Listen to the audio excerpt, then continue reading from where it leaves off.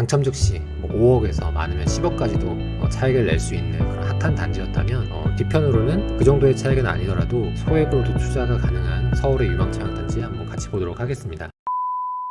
2025년 하반기 서울 유망 청약단지입니다. 입지도 괜찮고 프리미엄도 붙을 수 있는 곳들이기 때문에 사전에 미리 공부해 두시고 시간 되실 때 현장 가보시면 나중에 청약할 때 훨씬 더 수월하시리라 생각이 듭니다. 네, 첫 번째로 소개해드릴 곳은 서초구 반포동에 위치한 레미안 트리니원 반포 DH 클래스트입니다. 많이 들어보셨을 텐데 반포주구 1단지, 그래서 워낙 단지가 크다 보니까 이 윗단지는 그 현대건설에서 반포 DH 클래스트로 분양을 하고요. 이제 밑에 있는 단지는 삼성물산에서 레미안 트리니온으로 분양을 합니다. 앞단에 설명드렸던 잠실보다 반포의 선호도가 압도적으로 높다고 볼 수 있습니다. 평당가 1억을 가장 먼저 찍은 곳이 이 반포이기도 하고요. 9호선 초역세권의 강남 8합군, 한강에 가깝고 대장 입지라고 볼 수 있는 그런 곳입니다. 현장 가보시면 아시겠지만 열심히 공사 중이에요. 건물이 상당히 많이 올라왔고 2025년 하반기나 늦어도 2026년 상반기에는 분양을 할 겁니다. 네, 그렇기 때문에 사전에 이렇게 언급을 드리는 거고요. 네, 반포 DH 클래스트의 조감도입니다. 한강을 볼 수 있는 그 거실 뷰는 아니지만 스카이 브릿지나 이런 공간에서 이 한강을 볼 수 있게끔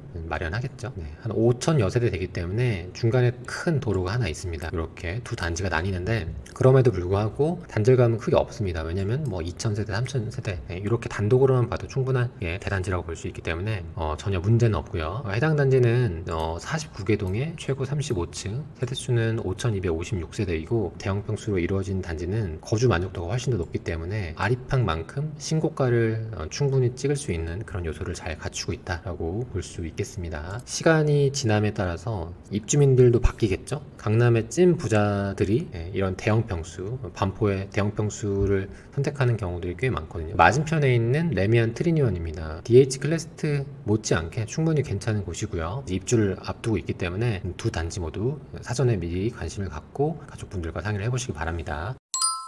네, 다음으로 소개해드릴 곳은 강남구 역삼동에 위치한 역삼 센트럴자입니다. 앞서 보여드린 단지와 달리 상대적으로 세대수는 적습니다. 총 세대수가 237세대죠. 인근으로 수인분당선 한 티역이 있고 또 위로 올라가면 선능역, 그리고 진선여중, 진선여고도 명문 학교 중에 하나죠. 그리고 주변으로 이렇게 아파트들이 둘러싸여 있기 때문에 충분히 수요층을 갖추고 있는 곳이고, 일반적으로는 소단지나 소형평수는 잘 추천드리지 않지만 해당 단지는 소형평수에 대한 수요도 충분히 있기 때문에 소형평수가 나오더라도 꼭 청약을 해보시길 바라겠고, 실제로 여기 맞은편에 역삼 아이파크 1차도 1.5룸이거든요. 전용 28제곱미터 1.5룸도 한 8억 중반에 꾸준히 거래가 되는 그런 곳입니다. 선능력을 도보로 이용할 수 있고 또 학군도 굉장히 좋기 때문에 그러한 가치가 녹아져 있는 거죠. 오른쪽이 분양을 앞둔 역삼 센트럴자이의 현장입니다. 방금 설명드린 역삼 아이파크 1차 28제곱미터 1.5룸 여기가 한 8억 중반에 거래가 되고 있는 거죠. 네, 다음으로 소개해드릴 곳은 서울특별시 용산구에 위치한 아세아 아파트입니다. 용산의 호재는 너무나 많죠. 아직 본격적인 출발을 하지도 않았습니다. 더 파크 사이드 서울에 오피스텔만 최근에 분양을 했죠. 하지만 아파트는 아직 분양하지 않았고, 앞으로 용산에 분양할 곳들이 너무나 많죠. 한남 재정비 촉진구역, 유엔사무실, 이촌 서빙고동 재건축 아파트, 용산국제업무지구, 제가 오늘 소개해드릴 아세아 아파트도 있고요. 그리고 호재라고 한다면 물론 시간은 좀 걸릴 수 있지만 미군 기지가 부지가 정말 넓습니다. 보통 메인 포스트랑 사우스 포스트 이렇게 두 개로 나눠서 불리거든요. 미군 기지를 반납을 하고 이 공원을 할 계획이었는데 이 반납이 지연이 된 상황이에요. 반납을 하고 나서부터 이 공원으로 조성하기까지 한 7년에서 8년 정도 걸린다고 하는데, 시간은 걸리겠지만 공원으로 완벽하게 탈바꿈한다면 성수동에 있는 서울숲 그 이상의 가치를 갖겠죠. 내 거실에서는 한강이 보이고 뒤편으로는 엄청난 규모의 공원을 누릴 수 있고 하기 때문에 이런 부분도 기대할 수 있는 호재라고 볼 수 있겠습니다. 용산의 조감도입니다. 앞으로 개발이 된다면 이런 청사진을 그린다는 모습이고, 사실 압구정이나 잠실이나 반포는 다 한강을 등지고 있지만 용산은 한강을 정면에서 마주 보잖아요. 한강을 보는 곳 중에서는 이 용산이 가장 좋은 입지라고 볼 수 있는 거죠. 해당 아파트는 2014년경에 부영건설에서 이 땅을 매입을 했어요. 기존에는 미군 아파트, 미군 기지로 썼던 땅이었는데 2014년경에 부영건설에서 매입을 해서 현재 보시는 것처럼 이렇게 빈 땅이고, 여기 앞동들은 한강을 영구적으로 조망을 할 수 있겠죠. 충분히 미래 가치가 있는 그런 좋은 입지다라고 볼 수 있고요. 한 가지 우려사항이라고 한다면 부영건설이잖아요. 임대아파트를 메인으로 하는 부영건설이 주로 시공을 한 현장을 가보면은 다 이렇게 벽화를 그려놓거나 이 회장님의 생각이 확고하더라고요. 그래서 혹시라도 이렇게 좋은 입지에 벽화를 그려놓으면 이런 우려를 표하는 분들도 있는데 설마 그렇게 하진 않겠죠. 이렇게 하이엔드 급수로 기존의 분양은 뭐 첼리투스나 그 이상으로 하지 않을까 생각이 듭니다. 그래서 너무나 좋은 입지이고 분양을 앞두고 있고 분양가 상한제도 적용되기 때문에 해당 아파트도 꼭 관심을 가져보시길 바랍니다. 지금까지 설명드린 단지가 당첨 즉시 뭐 5억에서 많으면 10억까지도 차익을 낼 수 있는 그런 핫한 단지였다면 뒤편으로는 그 정도의 차익은 아니더라도 분양권 전매가 가능한 소액으로도 투자가 가능한 그런 서울의 유망청약단지 한번 같이 보도록 하겠습니다.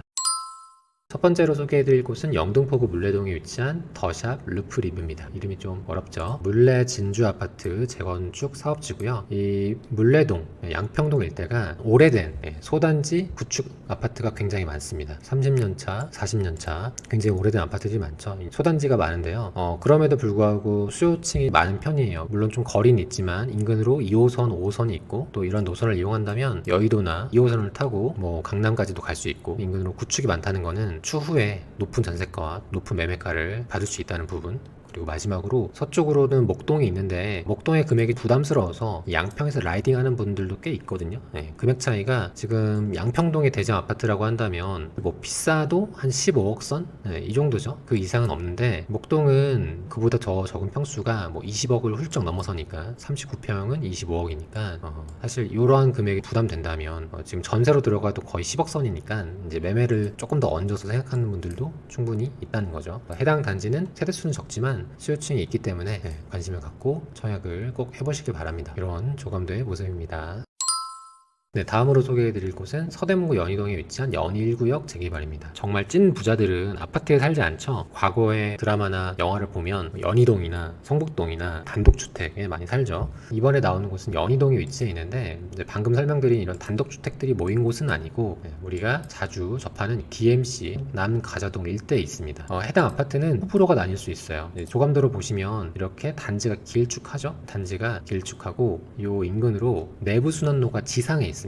그렇기 때문에 시끄러울 수 있다. 그리고 역세권도 아니고요. 해당 단지는 애매하기 때문에 또 누군가한테는 반대로 기회가 될 수 있다. 이렇게 생각이 들고 내부 순환로 하고 철거되는 현장 모습입니다. 그래도 금액만 적정하다면 나쁘지 않다고 생각하고요. 실제로 연희파크 프로지오가 딱 그랬어요. 2016년경에 분양을 했었는데 그때 당시에 한 6억 원 정도 분양했거든요. 34평이. 이 입지에 좀 비싼 거 아니야? 이런 이야기가 많았는데 그럼에도 불구하고 꾸준히 올랐죠. 해당 단지를 현장에 가보셔서 보신다면 해당 연희 1구역의 모습도 그려지시리라 생각이 듭니다. 해당 단지는 로또만큼은 아니더라도 나쁘지 않다. 이렇게 정리를 해볼 수 있을 것 같아요. 내부 순환도가 있습니다. 현장 가셔가지고 소음도 한번 체크해 보시고 그러시면 좋을 것 같습니다.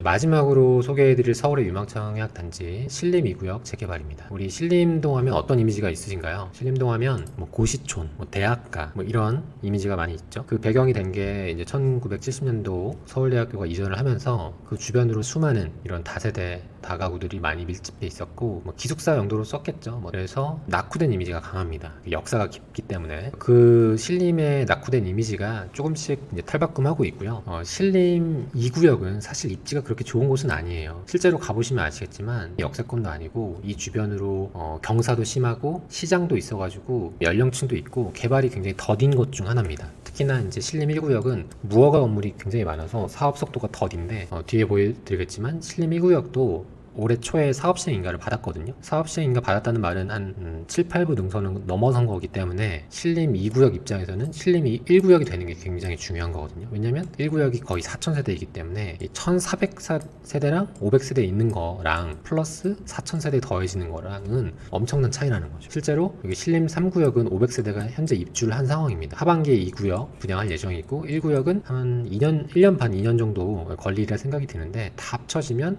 한 6,000세대니까 금액만 적정하다면 한번 고려해 볼 수 있는 거죠. 근데 사실 이 입지가 서울의 거의 상승장에 찾아오는 입지여서 그 부분은 조금 신경을 써야 됩니다. 신림 2구역, 1구역 요 표시고요. 그리고 신림 2구역의 조감도 모습입니다. 아까 연일 1구형 보여드린 것처럼 부지가 좀 길쭉해요. 길쭉하지만 세대수가 많기 때문에 완전 뭐 세로 모양의 그 정도는 아닙니다. 여기 한번 사전에 가보시면 좋을 것 같아요. 사실 뭐 잠실이나 반포 같은 데는 우리가 갈 일도 많고 어느 정도 예상도 되는데 이런 곳들은 가보지 않는 이상 예상이 안 되거든요. 동네 구경 겸 가보시는 것도 추천드립니다. 신림 1구역이 앞서 설명드린 것처럼 무허가가 많아서 지연이 오래되다가 2025년 상반기에 사업 시행인가를 받았습니다. 이제 좀 속도가 빠르게 흘러갈 거다라고 보시면 되겠습니다. 네, 이렇게 해서 서울의 유망청약단지 끝이 났습니다.